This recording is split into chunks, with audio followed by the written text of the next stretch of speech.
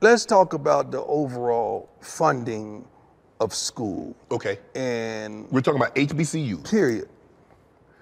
I wanted to bring solvency to how are we broke? How are we always asking? Right. Why are we always in the deficit? Right. Everybody?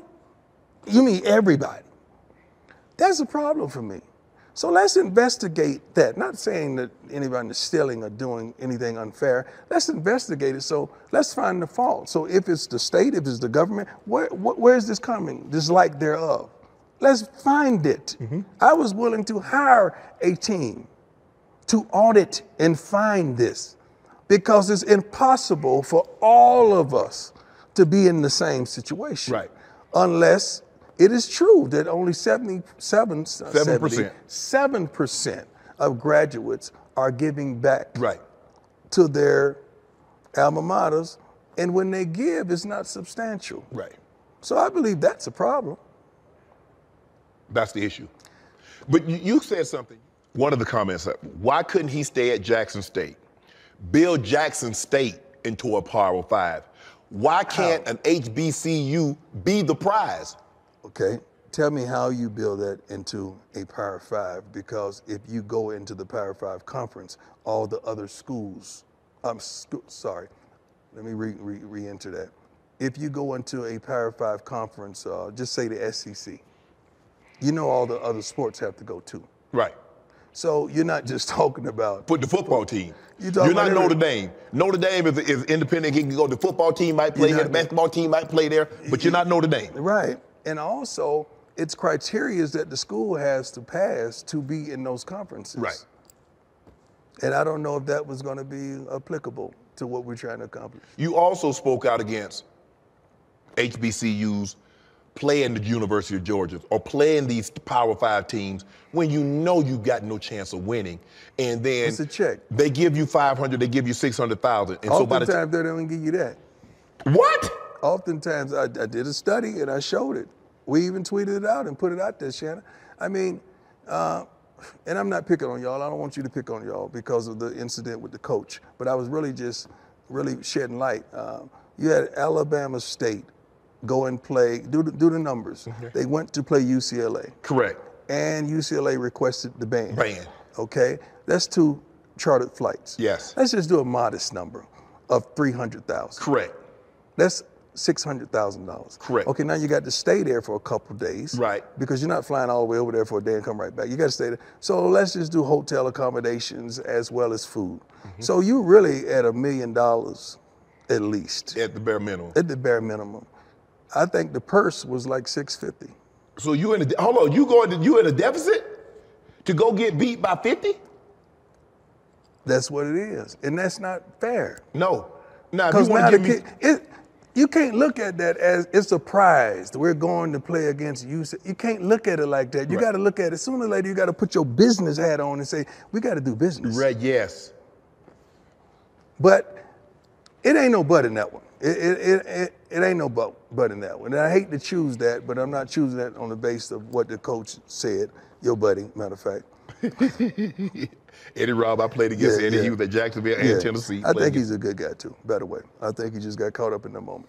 Right. So you see that. First of all, I like how Shannon is asking like the right questions. He's asking what we really want to know, what we came in for. Yeah. As far as that conversation with about him leaving JSU and leaving the HBCU for a PWI Power 5 conference. I mean, he's asking what's hot off the press. He's asking those questions, and Deion's making a ton of fucking sense. Yeah. I still wonder about those numbers. $300,000 for 2 flights?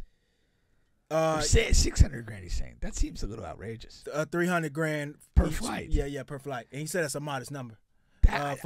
For your team and for the band. The band is a large, they have a large band. That's tough to think it's that much. Yeah. I don't know. That just seems really high. Yeah, well, but and he's calling it modest, so he's calling it modest, which makes it even weirder. Yeah. So you have that, and just that alone, like he's saying, and that's as far as the when smaller schools play the bigger schools. A lot of the times, the bigger schools, not a lot of times, every time they pay that smaller school, for playing. It's almost like practice for them. It's almost it's always. I mean, the scenario where you have the Power 5 team playing the lower classification team. Yeah, it's what it's done, it's a win for the pro. You're expecting to win the game. Yeah. And then, the exchange is we're going to, give you a chunk of money that you're probably not going to generate at your own home game. Yes. So that you've got, so there's a financial gain for you to participate. But he's portraying it as a straight financial loss and a bad one. Yeah. I just, my gut, it questions those numbers. That just seems extraordinarily high. $300K per plane. Now you're $600K in the hole just to fly there. Just to fly. I mean, do they not fly to other games? What you mean? Like other games, if they play, if Alabama State is playing Bethune, I mean, they don't fly. Like, what's going on? What's the cost of that? That's a great question. I know, but is there a difference? Is there and again, I know okay, Bethune has charter buses to go to a lot of places. Well, and that's what I'd be curious. I mean, if most of your games are in the Southeast and they're relatively close, are you doing charter buses? Yeah. Not flights. What games do you fly to? And is it $300,000 per plane? Yeah. That just seems crazy high to me. I don't know. Yeah, but and it also begs the question: if that's really the case, I would assume they wouldn't be playing these games every year. Well, and again, because HBCUs don't have the funds to keep getting hit across the head like and that. not even that, but even just any like FCS school, like at that point, if those are the costs you're talking about, that just seems it's a bad financial move. And yeah, you're going to get demolished and you're losing money. Why are you doing this? Right, exactly. Yeah, I'm going to do further research on that. Yeah, I'm skeptical of the numbers. I'm skeptical on that. I mean, I do get the point that you when you say we made $600,000 to go play UCLA, I get there are costs, and it's not a net profit. I'm going to be honest. Of $600K. I think I always, until I literally saw this clip, I've always thought that was a net profit for the school. I always thought, Alabama is paying or whatever, University of Florida is paying $600,000 or $1 million to Bethune or to FAMU to play. I'm thinking that school gets the money and splits it up between the football program and other programs within the school, because that makes more sense to me on why you would go there to get beat 80-3. Well, I'm not saying I'm surprised that what he's saying you're not making money, but I would recognize that like the payout probably is exclusive of your cost. Yeah. The net is going to be lower than what the face value of it, because again, you are going to have costs. Yeah. But in my estimation, you're going to have cost to any road game. Now, if you are chartering a bus, that's certainly going to be less than a flight. Yeah, it's gonna be and so on. But there's some savings there. Yeah. So I mean, again, it's all kind of relative, and again, maybe flying from Alabama to Southern California is going to be different than flying from Alabama to North Carolina A&T. I get that there could be some variation there. I just thought his numbers were super high and kind of not. I was just skeptical of those numbers. And the other thing he talked about there is when he asked him about why when it first came on, he was asking him about why you're not staying at Jackson State, why you're not, what is the real difference into the finances of an HBCU and Jackson State and things of that nature, and why is it such a big difference versus a PWI? And Deion went on to explain, like, hey, one of the main factors may be the alumni from the HBCUs are not giving back to their schools. Right. So when you talk about why we're always behind, why we're always in the need, why we're always, low on funds when I'm asking for things. I'm always asking for things. I'm always getting told no because we don't have the funds. And I think he says he thinks part of the reason is because the alumni is not giving back to the schools. Well, he threw out the statistical number 7%. And most of those contributions are not significant. That's for sure a thing. Yeah. That does speak to a couple of potentially larger issues, I think. It can, and having said this, a number of people that I know that have graduated from HBCUs really seem to be almost extraordinarily successful in a lot of different ways. And again, I don't know exactly what they make, but I don't think they're not making good money, as far as that goes. But I think in a big holistic picture, you have to acknowledge that there is an income disparity between white and black people. Yeah. And so even, black people with degrees are probably on average making less than white people with degrees. And that's going to impact the whole spectrum of what people can, potentially contribute to schools. And those statistics are a reflection of this country's racism. But, and again, that will sort of trickle down or impact the ability. When you're talking about contributing to school, you're talking about somebody that has disposable Excess income. Again, if you're making a nice living for yourself, but you're paying your bills and taking care of your family and doing some things that you think are good for your family long term as far as investments, given to a school is not an investment. You don't get anything out of that.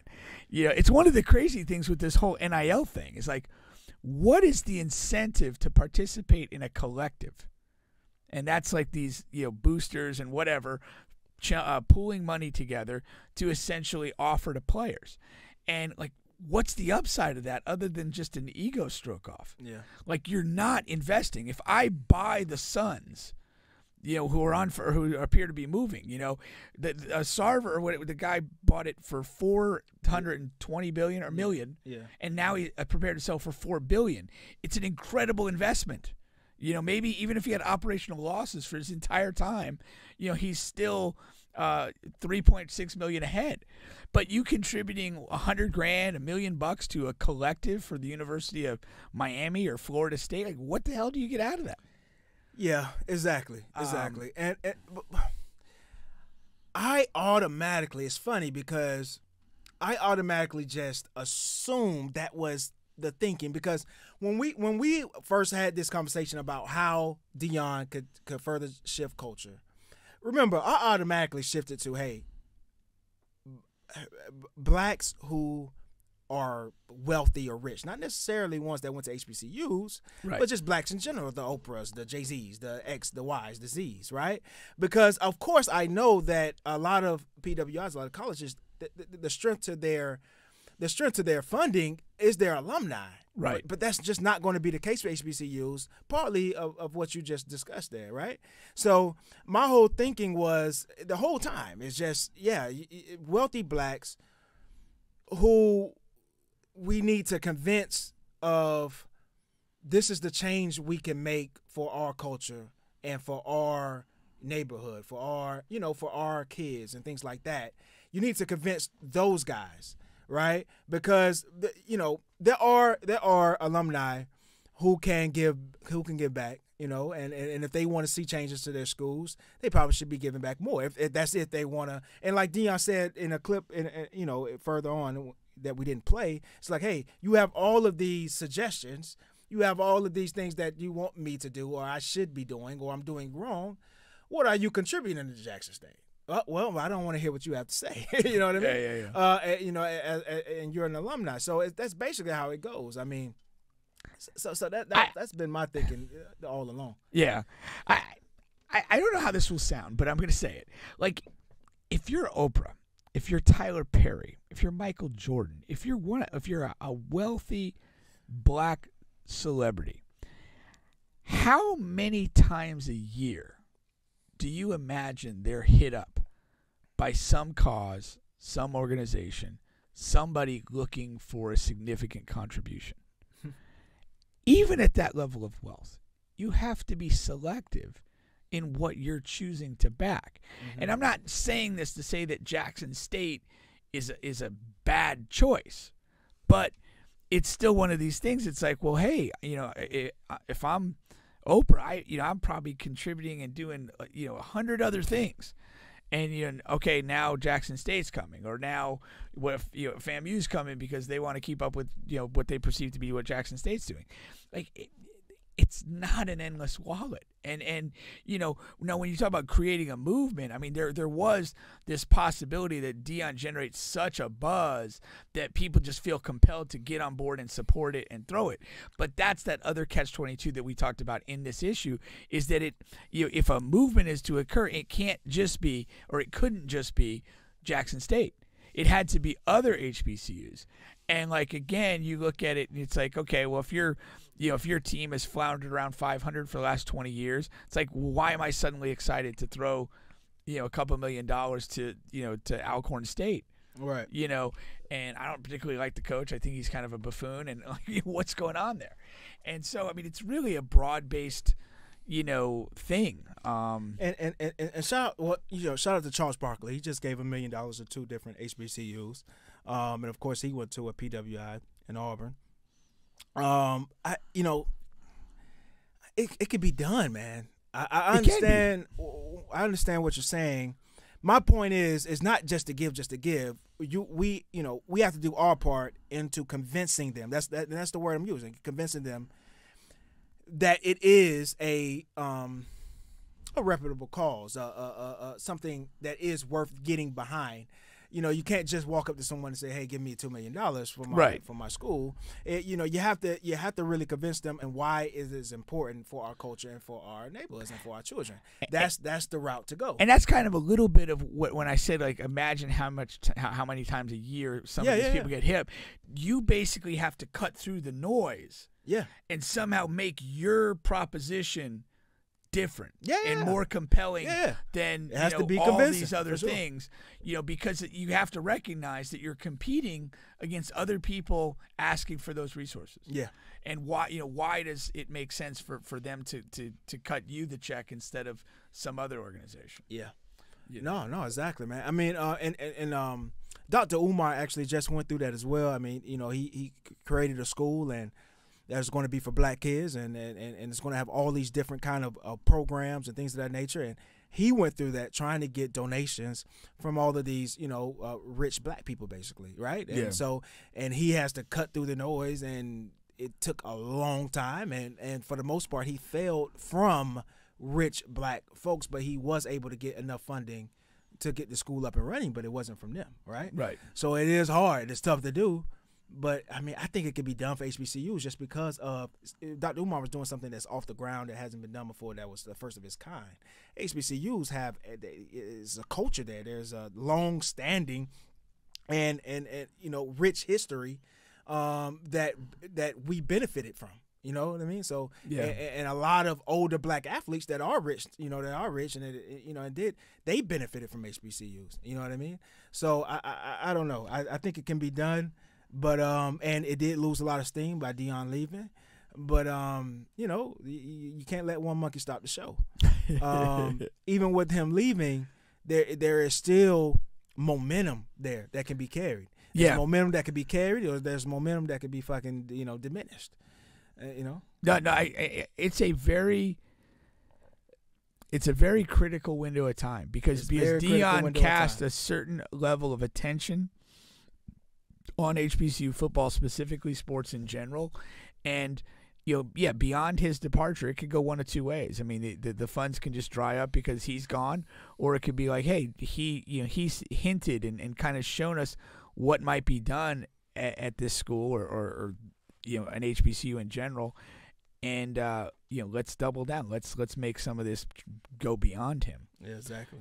So definitely an opportunity.